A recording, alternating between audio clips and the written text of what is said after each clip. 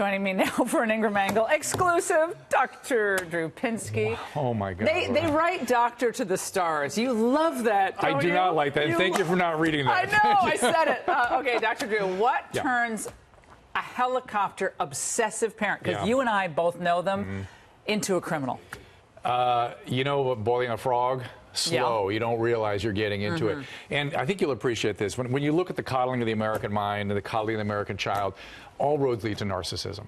Really, we've had a narcissistic turn in this country for the last 30 to 50 years. When I first started working in a psychiatric hospital, I saw all kinds of different personality disorder diagnostic spectrums. Around the mid-90s, cluster B was all we saw, 100% of the time. Sociopath, narcissist, borderline. And if you are a parent, your child is an extension of you, and you cannot stand to see them uncomfortable. And so you have to save them from every discomfort. What their achievements are your achievements, so you have to make sure they achieve. It's a freaking mess. Well, it's part of the problem is that parents see their kids as status symbols too. It's an extension of them, right? Literally. So you hear Janet down the street, her daughter's a lacrosse player. She got a full ride to Duke. We got to do that. Meanwhile, your kid is like trying to figure out, the right grammar structure on a piece of paper and struggling. Like, what did I do wrong? And then they say, there's got to be a shortcut. There's got to be a way I can get through this, right? And then you've got a guy like that in this image here who tells you it's a game, which it is. It's a broken game, and games have solutions. And if you just follow his advice, you can figure out the best way into that. One of the things I love about this story, though, is that they've chosen to use the best sort of strategies of Thurston Howell.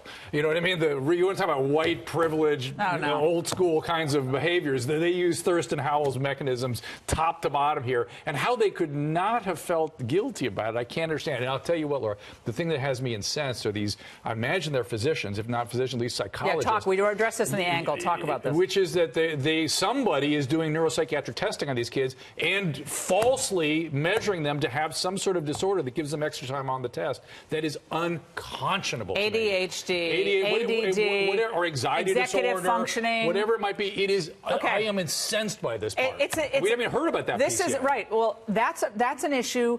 And there are people with real disabilities who can use help. Yes, and absolutely. So anytime but now every time they get help, people are going to go, just like every time somebody gets into elite school, they're going to go, how'd you get in? Every time a kid needs real help for a little extra time on their test, whatever it might be, people are going to look askew at that. Do you think we have too many anxiety pets on planes? That's why I really wanted you to come here tonight. I mean, when you have pot-bellied pigs, you have python snakes, you have peacocks. We have jumped the shark fully. Honestly, people are abusing that. I mean, and it's ADA regulations allow you to bring any manner of animal almost on a plane, and you have to use them as an ottoman when you're in the bulkhead seat. So much that's going on today is foot in the door, and hey, it's me. Those are the two things. Hey, it's me. I'm special. And I got my foot in the door, and here it comes for everybody else. Isn't it good to let your kids, and it's hard to fail.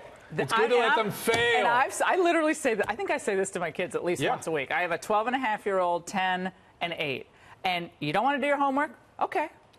Yes. Good luck. Have fun with that. I said, don't look at me to bail you out. I was really rough with my kids on that stuff. Jonathan Haidt has a book called The Coddling of the American Mind, where he goes over this. And it's well done. But I told my kids things like, you want to do drugs and alcohol? Go ahead. Go ahead, try. Not bailing you out of jail. Not just bailing out. I'll make sure the acts come down hard. God help you if there's an adult giving you that alcohol, because I will call the sheriffs. I will stand at the lawn laughing my butt off while I have those parents hauled out of the house. Coddled kids crumble. They crumble. They crumble because they're always waiting for the safety net. It's always going to be there. It's us. We're the problem. The parents, not the kids. We're the problem. And if we don't let kids struggle with the misery of life, they don't develop grit. They don't develop regulation. They aren't resilient, and they don't do well. My son the other day said, "Mom, I'm bored." It was a beautiful day. Good. I said, "Go pick up a broom."